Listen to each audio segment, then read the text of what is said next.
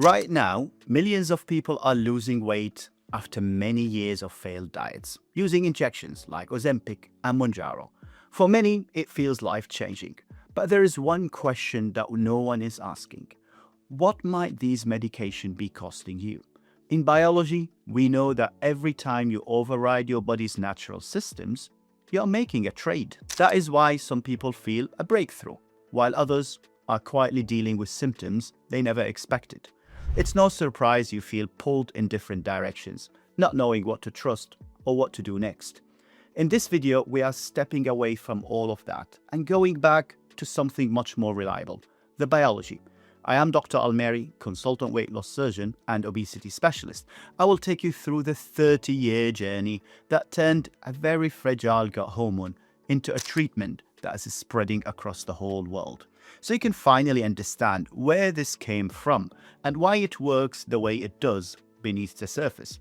Then I will show you how these medications really work, not just on weight, but across your brain, your gut, your metabolism, and way beyond.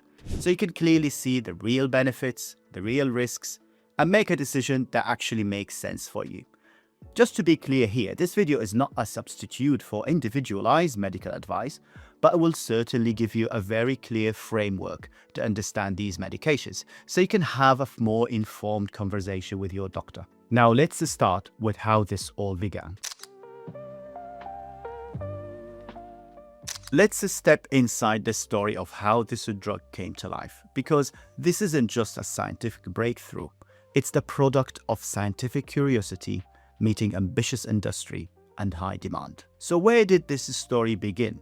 It started with a familiar problem, diabetes, a condition affecting millions worldwide, with very limited treatment options at the time. For years, the main treatment for it was insulin alone. But scientists were searching for something more. And if you've ever struggled with weight, this is where the story starts to matter. Then, in 1987, a key discovery was made, a hormone called glucagon-like peptide 1, or GLP-1. When you eat, it's released from the specialized cells in the distal gut. These are called the L cells, and it signals the pancreas to produce insulin and bring the blood sugar under control, almost like a thermostat, keeping sugar levels in balance. At first, this was very promising, but there was a problem, a very big problem. GLP-1 disappears almost immediately. Within minutes of its release, it's broken down in the bloodstream by an enzyme called DPP4, which meant even if you give it as a treatment, it wouldn't last long. No lasting effect, no practical use. So that breakthrough could not be used, and the discovery faded into the background until something unexpected brought it back to life. A venomous lizard living in the deserts of the United States, the Gila monster, an unlikely source, but one that would go on to reshape the future of medicine. This animal can consume a large meal and then go on for months without eating again. And that raised a simple question. How does it control its blood sugar for such a long period of time? And the answer was hidden in its venom, a molecule strikingly similar to the human hormone GLP-1, but with one crucial difference. It was far more stable in the human body. Instead of lasting for minutes, it could remain active for hours. Now, GLP-1 is no longer just a biological signal, it had become a potential treatment, something that could actually be used in real patients. And that's where the story began to accelerate. In 2005, this discovery became reality. The lizard's GLP-1 had been turned into a drug, the first GLP-1 based treatment used in humans. It was called exenatide. But this was not the end of the story, because scientists wanted to build something closer to human biology, a synthetic version of GLP-1 designed to better match what the human body produces. But they ran into the same problem. GLP-1 does not last. Within minutes, it's broken down in the bloodstream by the DPP4 enzyme, which meant even if you could recreate it, you can't sustain it. So if this approach was going to work, that problem had to be solved. And this is where the real engineering began. Scientists modified the molecule so the enzyme could no longer recognize it. And just like that, what used to disappear within minutes could now last far longer. and this new version became the first daily injection approved in 2010. But despite the promise, it didn't take off. Daily injections, modest results, it never really captured attention. But there was a very interesting signal. People who were using that medication as a diabetic medication reported weight loss. A lot of weight loss. So for the first time, this was not just a diabetic treatment, it was something else. Then in 2021, everything changed. After years of refinement, a new generation emerged, Semaglutide. And the Step 1 trial, which was published in the New England Journal of Medicine in 2021, was the moment the world was introduced to the new generation of treatment, one that would reshape obesity care. People taking semaglutide, which is known as Ozempic, were not just losing a little bit of weight, they were losing about 15% of their body weight within a year, a level we haven't seen in weight loss medications before. For many people, for the first time, they felt in control. And almost like overnight, Ozempic was pushed into the global stage, amplified by media attention and celebrity endorsements. But like every time we override biology, this comes with consequences, and we are only just beginning to understand what those are. What started as a diabetic treatment was becoming something much bigger. But the story did not stop there, because the next step was no longer just improving GLP-1 a little bit. It was going beyond that. In 2022, a new contender emerged, Tirzepatide, known as Mounjaro, a dual-acting molecule targeting not just GLP-1, but a second receptor, GIP, two signals working together. The SURMOUNT-1 trial, which examined Tirzepatide, was published in the New England Journal of Medicine in 2022. And this is when the results went even further. People on the new drug lost around 20% of their weight, raising the bar again, and the race between pharmaceutical company was now fully underway. As it stands, every major pharmaceutical company is now racing in this space, because now everyone can see what was possible. They are pushing the boundaries of GLP-1, developing more advanced combinations. But when we step back, the story becomes something bigger. More than 30 years of relentless problem solving, all leading to this moment. From a fragile hormone that vanished within minutes, to a treatment that's now reshaping how we understand weight, metabolism, and disease. Because this isn't just a medical breakthrough, it's something that could directly affect your body, your choices, and your future. Now we need to go inside the body to really understand why these medications feel so powerful. Why it's not just weight that changes, but your cravings, your energy, and a whole cascade of changes beneath the surface, from the gut to the heart to the liver and even the brain.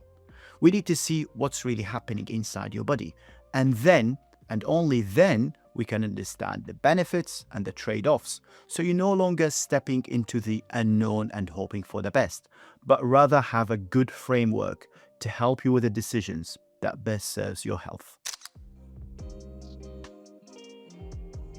Now that we've walked through how these drugs were developed, from discovery to engineering to decades of refinements, let's shift to something even more important. What do they actually do inside your body? Because these medications don't just act in one place. They act on your brain, the centers that control hunger and satiety, the systems that drive reward and behavior. They act on your gut, your metabolism, and on your immune system. And that's what explains why these effects go far beyond weight loss. Not just the benefits, but also the trade-offs. You are not just reducing hunger, you are stepping into a much wider biological system with effects most people were not expecting at the beginning when they first decided to start.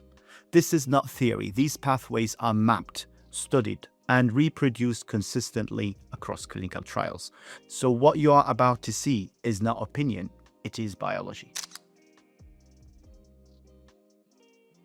Let's start with the brain, more specifically the hypothalamus. This is the command center for appetite and satiety. It sits deep in your brain and constantly regulates how hungry you feel, how full you feel, and how much energy your body uses. You can think of it like a control system balancing two signals, hunger and satiety. Now, normally, all the signals from your body, your stomach, your gut, which are feeding back the information about your eating and your energy stores, they travel to the hypothalamus. There, they activate very specific neurons, hunger neurons and satiety neurons. And that tells your brain you're hungry or you're full. But GLP-1 medications bypass this biological system. They go directly to the GLP-1 receptors on these neurons.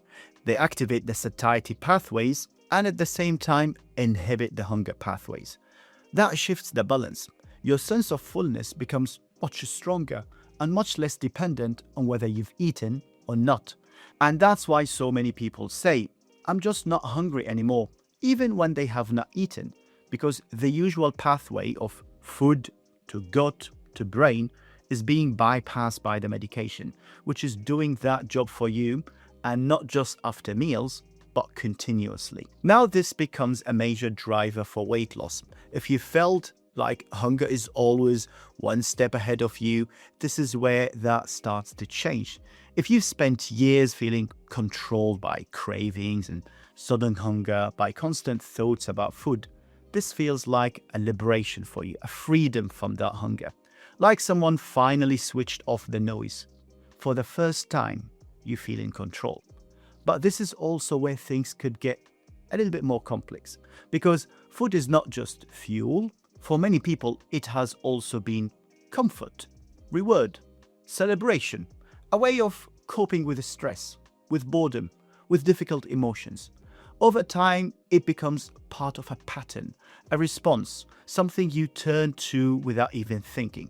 After a long day during stress, in moments of low mood, it becomes a reliable option, the quick relief. Now suddenly that mechanism is gone. And for some people, it's not just a change, it's kind of a disruption. It feels like a loss because something that used to help them cope is no longer there. And that can feel unexpectedly very difficult. Not because the medication is not working, but because it is working. For some people, it feels almost like a form of grief, not only for food itself, but for that kind of role that it used to play. And the question becomes, what do I do instead? This pattern is something we often see as well in our patients who had weight loss surgery. When food is no longer available in the same way, there's a period of adjustment, sometimes uncomfortable, sometimes emotional. But this phase is usually temporary, because over time, people start to build new ways of coping, new habits, new sources of reward. But going into this without expecting it can make it feel quite confusing, even sometimes overwhelming. So if you are someone who has relied on food in that way, it's worth thinking about this before you start. What else could you turn to? A walk, a phone call with a friend, a TV show, a computer game, music, a routine that helps you reset, something that could replace that role the food was playing. Building these habits early makes that transition easier, and that is the trait. GLP-1 medications quiet the noise around hunger, but they may also change something deeper in our relationship with food. So go prepared, and you can guide that transition rather than react to it. And it doesn't stop there. There is another layer to how these medications work in your brain, and this one is still emerging. What we are talking about here is the reward system, the part of your brain that drives motivation, pleasure, and what we call wanting. Research is now expanding to understand how far this effect goes. This rewarding system does not just respond to hunger, it drives the desire to seek something. And I want to be clear, we don't fully understand this yet. What we have is early evidence and some consistent reports from people using these medications, but the pattern is striking.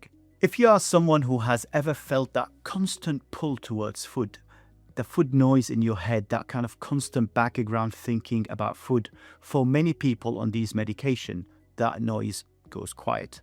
And for many people, that is life-changing. You can walk into a coffee shop, see the same cakes, the same muffins, and feel nothing. no pull, no negotiation, no internal battle. You grab your coffee and leave. And for many, that feels like freedom. But what is happening here? One of the explanations being explored is that GLP-1 medications may be acting on deeper brain circuits, including areas involved in the brain's reward system, particularly dopamine signaling. These are the pathways that control motivation and the urge to seek something. Now, here is where the stakes come in, because this system does not only apply to food, it's part of how your brain responds to many other things: alcohol, nicotine, drugs, even certain habits and behavior. That's what researchers are now exploring, whether GLP-1 medications might reduce other forms of wanting or addiction as well. And this is where people can experience this very differently. For many people, reducing that reward drive feels like relief. Less impulses, less distraction, less internal noise. But for some, it can feel different. A bit less motivation, a bit less excitement in life, a sense that things might feel a little bit flat or muted. No depression, not sadness, but a subtle reduction in the spark. This is the shift you need to understand.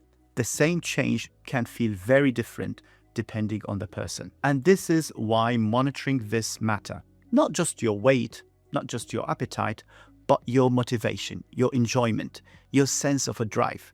Because if something feels different, that's not something to ignore.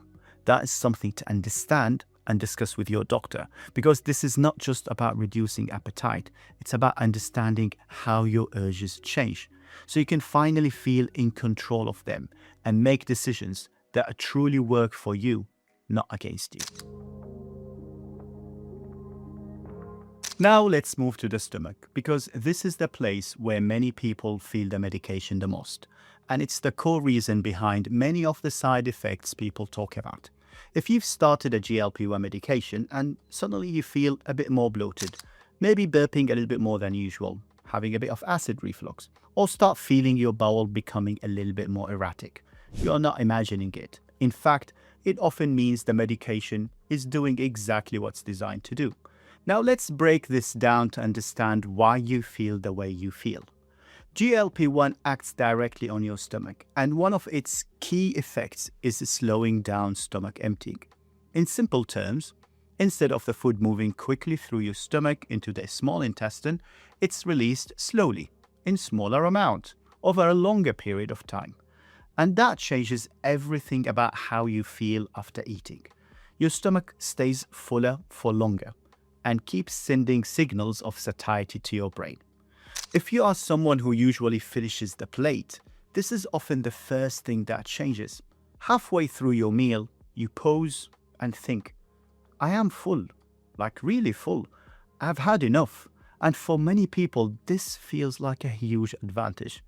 But this is also where the trade-offs appear. Because slowing down digestion can sometimes feel uncomfortable. Some people describe it as like, I'm feeling full, but not comfortably full.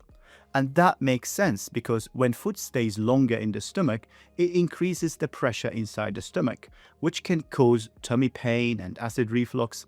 At the same time, the slow food movement through your digestive system can lead to some more gas production than usual through fermentation, which could cause a little bit more bloating, more crampy discomfort, and maybe some excessive burping or excessive winds. Now, for many people, these symptoms are mild and often temporary. But for some, these effects are very strong. And in clinical studies, we know that about 5% of patients stop their medication because the gastrointestinal side effects were so intense. So again, the same mechanism, which is slowing down your stomach, can feel very different depending on the person. Now, if you already struggle with acid reflux or irritable bowel symptoms, you may notice these effects more quickly. Not necessarily as a reason to avoid treatment, but as a reason to approach it differently. Work closely with your doctor. You may need a slower dose increase, time for your body to adapt, or simple medications to help you manage the symptoms.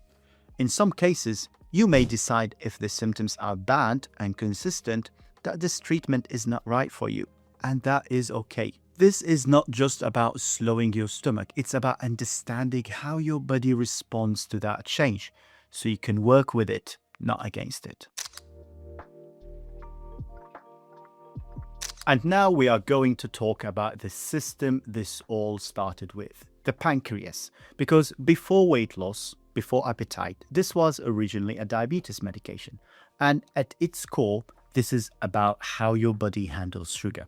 These medications enhances the way your pancreas works.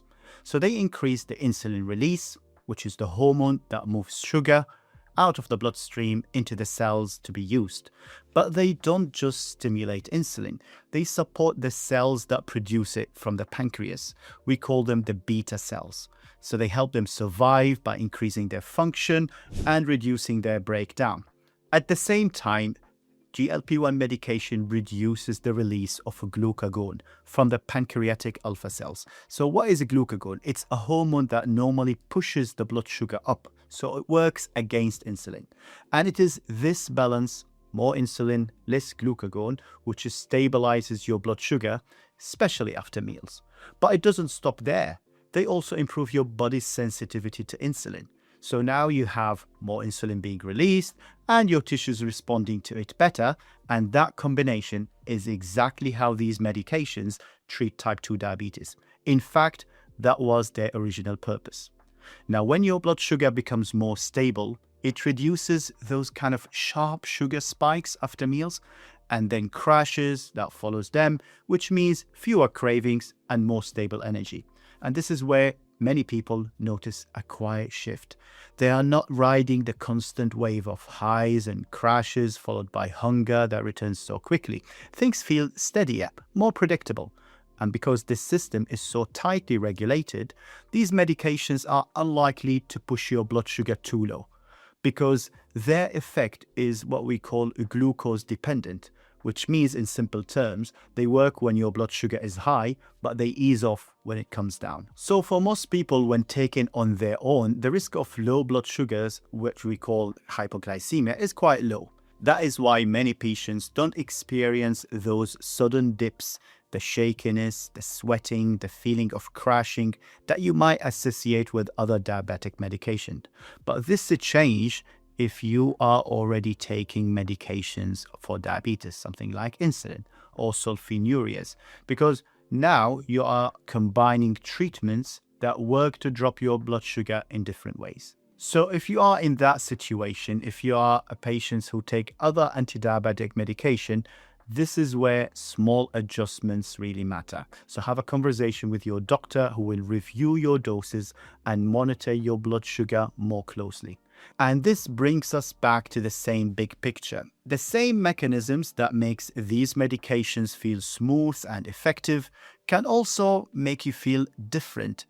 That all depends on your baseline health, your metabolism, your relationship with food, your kind of mental and physical reserves, and any other conditions you might already have. Because this is not just one effect in one place. This is one signal moving across multiple systems in your body, leading to different effects. And that is the key idea. The same medication, which could feel life-changing for one person, could feel very challenging for another person. Not because it works or it doesn't work, but because it's working on a system that's already unique to you. So the mechanisms that make these medications so powerful are the same ones responsible for their side effects. And once you understand that link, the whole picture becomes clearer. And to complete the picture and give you a well-rounded understanding of this drug, that is exactly what we are going to do in the next video. We will break down the real side effects of GLP-1 medications. What is common, what is rare, and what actually matters for you. Not headlines, not fear, just pure physiology. Because the real question is not, are these drugs good or bad? The real question is, do the benefits outweigh the risks for you? We will step into that bigger picture so you know what to expect, what to monitor, and when to seek help early. You will find the link for that video up here. I am Dr. Almerie. If this kind of a clear biology-first thinking helps you make sense of weight loss treatment, subscribe so you don't miss what's coming next. And if you are already taking a GLP-1 medication, I would really like to hear your experience. Have you noticed changes in your hunger, in your cravings, in your relationship with food? Any side effects? Any unexpected changes? Please share it with us below, because when people speak openly about this, it does help others make better decisions and understand their journeys better. Thank you for being part of this conversation. I will see you in the next one.